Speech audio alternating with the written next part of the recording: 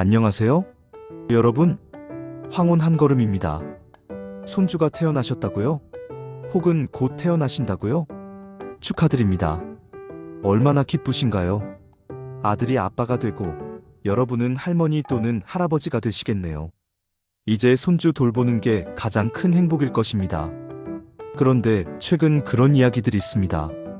할머니가 손주를 안으려고 하면 며느리가 슬쩍 피하고 손주를 밥 먹이려고 하면 제가 할게요라며 거절하며 또 기저귀 갈아주려고 하면 눈치를 준다는 말이요. 며느리들, 도대체 왜 그럴까요? 실제 사연 하나 들려드리겠습니다. 64살 한 시어머니의 이야기입니다. 아들 부부가 맞벌이를 하니까 손주를 봐주겠다고 자청했습니다. 매일 아침 7시에 아들 집에 가서 손주를 깨우고 밥 먹이고 유치원 보냈습니다. 오후에는 유치원에서 데리고 와서 간식 주고 놀아주고 저녁까지 챙겼습니다. 정말 열심히 했습니다. 손주가 너무 예뻐서 힘든 줄도 몰랐습니다. 그런데 6개월쯤 지나니까 며느리가 이상하게 변했습니다. 시어머니가 손주한테 뭘 해주려고 하면 괜찮아요라며 막습니다. 시어머니가 손주한테 과자를 주려고 하면 설탕 많아서 안 돼요라며 뺐습니다. 시어머니가 손주 옷을 입히려고 하면 제가 입힐게요라며 가로막습니다. 어느 날 참다 못한 시어머니가 며느리한테 물었습니다. 내가 뭘 잘못했니? 왜 이렇게 날 피하니? 그러자 며느리가 이렇게 대답했답니다. 어머님, 제가 엄마인데 제 아이를 제가 돌볼 기회가 없어요. 퇴근하면 이미 어머님이 다 하셨고 주말에도 어머님이 오셔서 다 하시니까 저는 그냥 구경만 하는 사람 같아요. 그 시어머니는 충격을 받았습니다. 자기는 도와주려고 한 건데 며느리는 자기 역할을 빼앗긴다고 느꼈던 겁니다. 이게 남의 일 같으세요? 손주 육아 문제로 며느리와 갈등을 겪는 시어머니 정말 많습니다. 오늘은 왜 이런 갈등이 생기는지, 그리고 어떻게 하면 손주도 사랑하고 며느리와도 좋은 관계를 유지할 수 있는지 자세히 말씀드리겠습니다. 손주 육아, 왜 갈등이 될까요? 먼저 이걸 이해하셔야 합니다. 우리는 손주를 정말 사랑합니다. 손주를 위해서라면 뭐든 할 수 있습니다. 밥도 해주고, 기저귀도 갈아주고, 목욕도 시켜주고, 재워주고. 이게 다 사랑이잖아요. 도움이잖아요. 그런데 며느리는 왜 싫어할까요? 며느리도 아이를 사랑합니다. 우리만큼이나요? 아니, 어쩌면 우리보다 더 사랑할 수도 있습니다. 엄마니까요. 그런데 며느리가 보기에 시어머니가 모든 걸 다 하면 자기는 엄마 역할을 못하는 겁니다. 실제로 한 며느리는 온라인 커뮤니티에 이렇게 글을 올렸습니다. 시어머니가 매일 우리 집에 와서 아이를 돌봐주세요. 고맙긴 한데 제가 할 일이 하나도 없어요. 퇴근하면 이미 아이는 밥 먹고 목욕하고 잠옷 입고 있어요. 저는 그냥 아이 재우기만 하면 돼요. 이게 엄마 노릇인가요? 저는 그냥 같이 사는 사람 같아요. 댓글이 수백 개 달렸습니다. 나도 똑같아. 시어머니가 너무 많이 해주시면 오히려 부담이야. 고마운데 답답해. 내 아이인데 내가 돌볼 기회가 없어. 나중에 아이가 할머니만 찾으면 어떡하지? 무섭다. 이게 며느리들의 진짜 마음입니다. 그럼 우리는 어떤가요? 우리는 이렇게 생각합니다. 며느리 일하느라 힘들 텐데 내가 도와줘야지. 손주가 잘 커야 하니까 내가 잘 봐줘야지. 며느리가 서툴러서 내가 챙겨줘야지. 다 좋은 의도입니다. 다 사랑입니다. 그런데 문제는 며느리는 이렇게 받아들인다는 겁니다. 시어머니가 나를 못 믿는구나. 시어머니가 내 방식을 인정 안 하는구나. 시어머니가 내 아이를 자기 아이처럼 키우려는구나.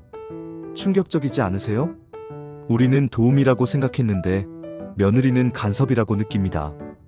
우리는 사랑이라고 생각했는데 며느리는 통제라고 느낍니다. 실제로 벌어지는 충격적인 갈등들. 이제부터 실제 사연들을 들려드리겠습니다. 정말 충격적인 이야기들이지만 여러분도 공감하실 겁니다. 첫 번째 사연입니다. 62살 시어머니는 손주가 너무 예뻤습니다. 며느리가 출산 후 직장에 복귀하니까 시어머니가 손주를 전담해서 키웠습니다. 아침부터 저녁까지 일주일에 5일, 1년 넘게 손주를 봤습니다. 그런데 손주가 돌이 지나면서부터 할미만 찾기 시작했습니다. 엄마가 안으려고 하면 울고 할머니만 찾았습니다. 며느리가 밥을 먹이려고 하면 거부하고 할머니가 먹여야 먹었습니다. 밤에 자다가 깨면 할미를 부르며 울었습니다. 며느리는 점점 무너졌습니다. 자기 아이인데 자기보다 시어머니를 더 좋아하는 게 너무 슬펐습니다. 어느 날 며느리가 남편한테 울면서 말했습니다. 나는 엄마가 아니야.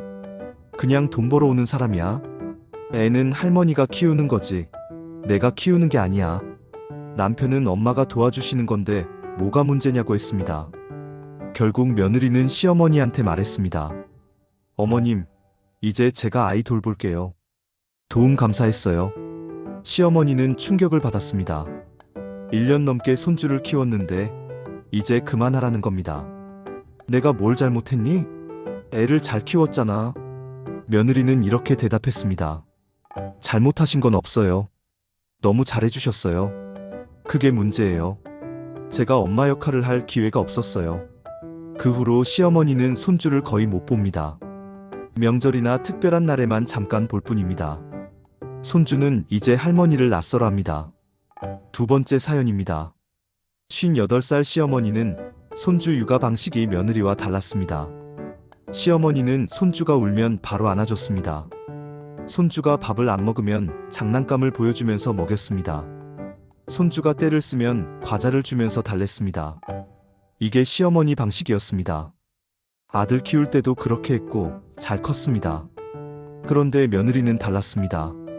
며느리는 육아책을 보고 인터넷으로 공부하고 자기만의 방식이 있었습니다. 아이가 울어도 이유를 파악한 후에 안아주기. 밥을 안 먹으면 억지로 안 먹이고 다음 끼니 기다리기. 때를 쓸 때는 단호하게 안 된다고 하기. 이게 며느리 방식이었습니다. 두 방식이 충돌했습니다. 시어머니가 손주한테 과자를 주면 며느리가 설탕 안 먹이기로 했어요 라며 뺏었습니다.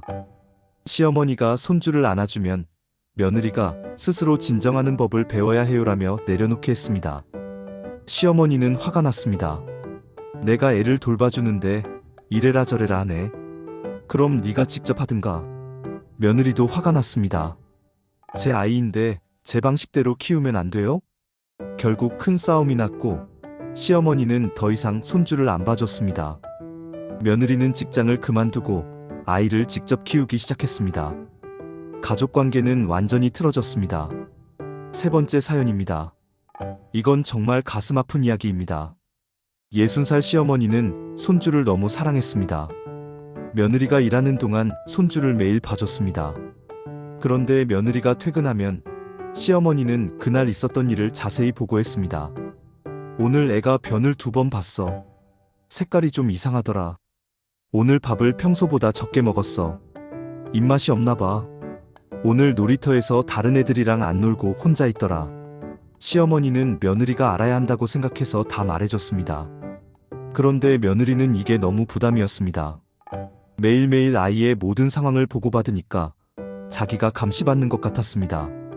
그리고 시어머니가 아이를 너무 세세하게 관찰하고 있다는 게 부담스러웠습니다. 어느 날 며느리가 말했습니다. 어머님, 특별한 일 아니면 일일이 보고 안 하셔도 돼요. 시어머니는 서운했습니다. 손주 상태를 알려주는 게 왜 문제야? 엄마로서 알아야 하는 거 아니야? 며느리는 이렇게 대답했습니다.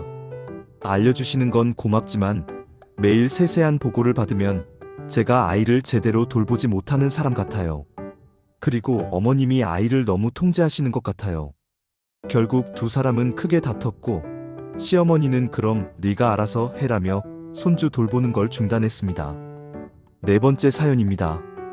이건 반대 케이스입니다. 65살 시어머니는 손주를 봐달라는 며느리의 부탁이 부담스러웠습니다. 이미 나이가 들어서 체력이 예전 같지 않았고 자기 생활도 있었습니다. 그런데 며느리는 당연하다는 듯이 손주를 맡겼습니다. 어머님, 오늘 회식이 있어서 늦어요. 애 좀 봐주세요. 어머님, 이번 주말에 친구 만나야 해서요. 애 좀 맡아주세요. 어머님, 저 아파서 병원 가야 해요. 애 좀 봐주세요. 시어머니는 거절하기 어려웠습니다. 손주가 예쁘기도 하고 며느리한테 미움받기도 싫었습니다. 그런데 매번 부탁을 들어주다 보니 시어머니 자신의 약속은 다 취소해야 했습니다. 친구 만나기로 한 날도, 병원 가기로 한 날도, 손주를 봐줘야 한다고 하면 다 미뤘습니다. 그러다 어느 날 시어머니가 쓰러졌습니다. 과로로 인한 탈진이었습니다. 병원에 입원했는데 며느리가 병문안을 오면서 이렇게 말했답니다. 어머님, 빨리 나으셔야 해요. 제가 애 맡길 데가 없어요. 시어머니는 그 말을 듣고 눈물이 났답니다. 자기 건강은 걱정하지 않고 손주 맡길 곳만 걱정하는 며느리가 너무 서러웠습니다.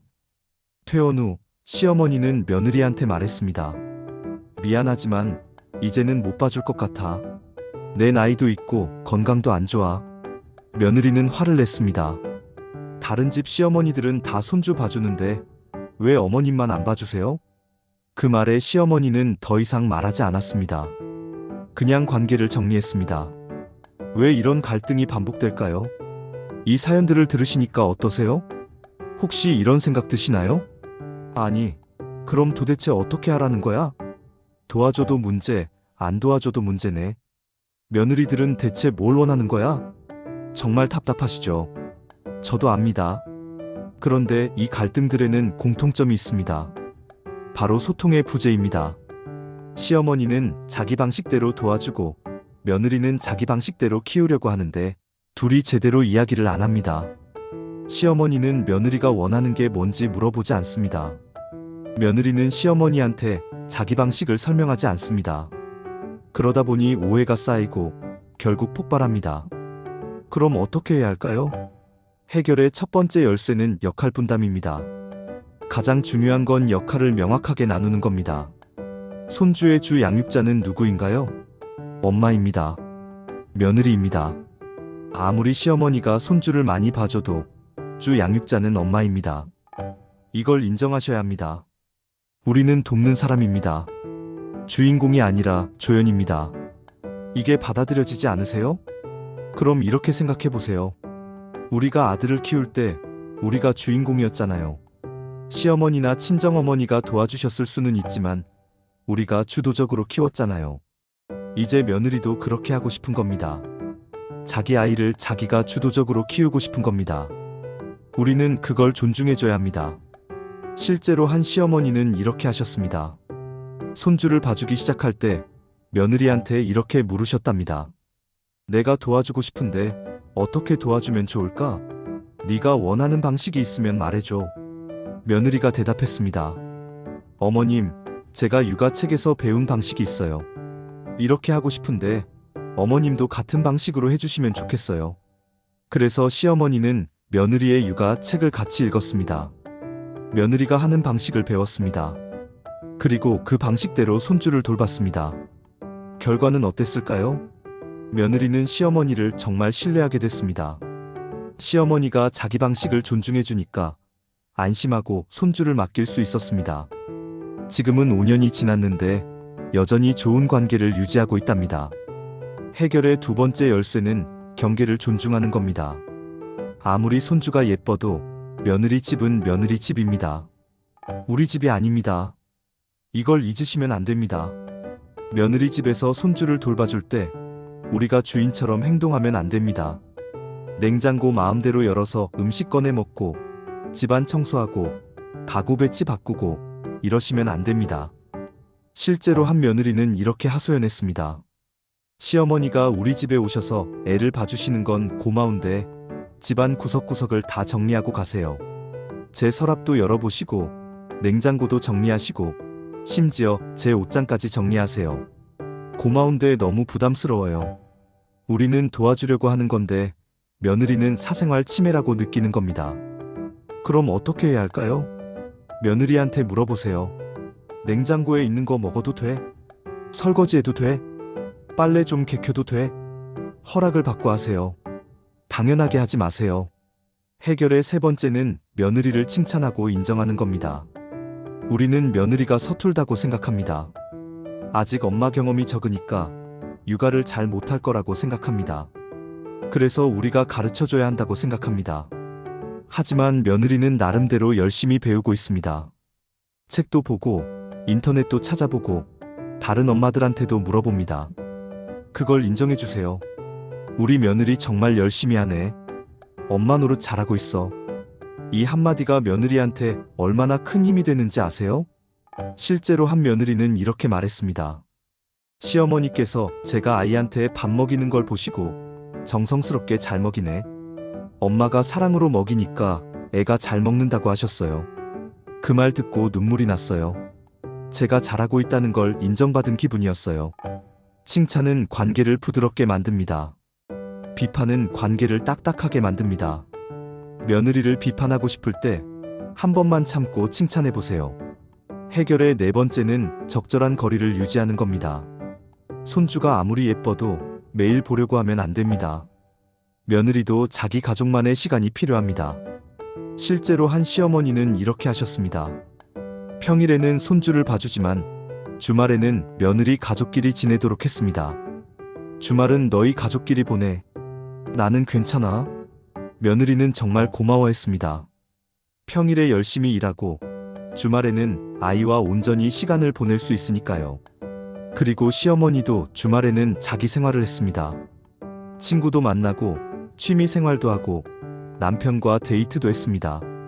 이렇게 적절한 거리를 유지하니까 평일에 손주를 볼 때도 더 즐거웠답니다. 또 며느리도 시어머니를 더 고마워하게 됐답니다. 해결의 다섯 번째는 솔직하게 대화하는 겁니다. 불편한 게 있으면 참지 마세요. 쌓아두면 나중에 폭발합니다. 하지만 대화할 때 조심하셔야 합니다. 비난하는 투로 말하면 안 됩니다. 대신 이렇게 말씀하세요. 며느리야, 나는 이렇게 느꼈어. 내 생각이 맞는지 모르겠는데 한번 이야기해 볼까? 그리고 며느리 이야기도 들어주세요. 며느리가 불편해하는 게 있으면 방어하지 말고 들어주세요. 그랬구나. 네가 그렇게 느꼈다면 미안해. 앞으로는 조심할게. 이렇게 솔직하게 대화하면 오해가 풀립니다. 그럼 실제로 어떻게 말해야 할까요? 손주를 봐주기 시작할 때 이렇게 말씀하세요. 며느리야, 내가 애를 봐줄게. 그런데 네가 원하는 방식이 있으면 알려줘. 나는 내 방식대로 하고 싶어. 내 방식을 강요하고 싶지 않아. 손주한테 뭔가 해주고 싶을 때 이렇게 물어보세요. 애한테 이거 줘도 돼? 괜찮아? 이렇게 해도 돼? 내 생각은 어때? 며느리가 뭔가 다르게 할 때 이렇게 말씀하세요. 그렇게 하는구나. 나는 예전에 이렇게 했는데 요즘은 방법이 바뀌었나 봐. 내 방식도 좋은 것 같아. 며느리를 칭찬할 때 이렇게 말씀하세요. 우리 며느리 정말 좋은 엄마네. 애가 엄마 닮아서 밝고 건강하게 자라는 것 같아. 잘 키우고 있어. 힘들 때는 솔직하게 말씀하세요. 며느리야, 요즘 내가 좀 힘들어. 애를 봐주는 건 좋은데 매일은 힘들 것 같아. 일주일에 며칠만 봐주면 안 될까? 마지막으로 감동적인 사연 하나 들려드릴게요. 68살 한 시어머니는 손주를 5년 동안 키웠습니다. 며느리가 직장에서 승진하고 경력을 쌓는 동안 시어머니가 손주를 전담했습니다. 정말 힘들었습니다. 체력도 떨어지고 자기 시간도 없었습니다. 그런데 며느리는 항상 고마워했습니다. 매일 어머님, 감사합니다라고 말했습니다. 명절이나 생신 때마다 정성스러운 선물을 준비했습니다. 그리고 가장 중요한 건 시어머니를 존중했습니다. 육아 방식이 다를 때도 어머님 방식도 좋은 것 같아요. 하지만 제 방식도 한번 시도해 봐주실 수 있을까요? 라고 조심스럽게 말했습니다. 시어머니가 힘들어하면 어머님 쉬세요. 제가 할게요 라고 말했습니다. 손주가 5살이 됐을 때 며느리가 시어머니한테 편지를 썼습니다. 어머님, 지난 5년 동안 정말 감사했습니다. 어머님이 아니었으면 저는 일도 못하고 엄마 노릇도 제대로 못했을 겁니다. 어머님 덕분에 우리 아이가 이렇게 건강하고 밝게 자랐습니다. 어머님은 저한테 두 번째 엄마입니다. 사랑합니다. 그 시어머니는 그 편지를 읽고 울었습니다. 힘들었던 5년이 보상받는 기분이었습니다. 지금도 그 시어머니와 며느리는 정말 좋은 관계를 유지하고 있습니다. 주말마다 같이 식사하고 여행도 같이 갑니다. 손주는 할머니와 엄마를 둘 다 사랑합니다. 이게 가능한 이유는 뭘까요? 서로 존중했기 때문입니다. 시어머니는 며느리의 방식을 존중했고, 며느리는 시어머니의 수고를 존중했습니다. 마지막으로 손주 육아는 축복입니다. 하지만 잘못하면 가족 관계를 망치는 독이 될 수도 있습니다. 오늘 배운 것들을 기억하세요. 첫째, 주 양육자는 며느리입니다. 우리는 돕는 사람입니다. 둘째, 경계를 존중하세요. 며느리 집은 며느리 집입니다. 셋째, 며느리를 칭찬하고 인정하세요. 넷째, 적절한 거리를 유지하세요. 다섯째, 솔직하게 대화하세요. 이것만 지키면 손주도 사랑하고 며느리와도 좋은 관계를 유지할 수 있습니다. 한 70대 시어머니가 이렇게 말씀하셨습니다. 손주를 키우면서 가장 중요한 건 손주를 사랑하는 것보다 며느리를 존중하는 거였어요. 며느리가 행복해야 손주도 행복하고 우리 가족 모두가 행복해요. 정말 맞는 말씀입니다. 손주를 사랑하는 방법은 며느리를 존중하는 겁니다. 며느리가 좋은 엄마가 될 수 있도록 돕는 겁니다. 그게 진짜 사랑입니다.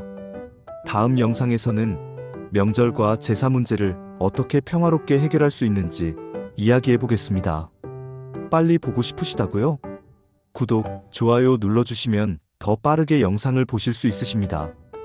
오늘도 시청해 주셔서 감사합니다.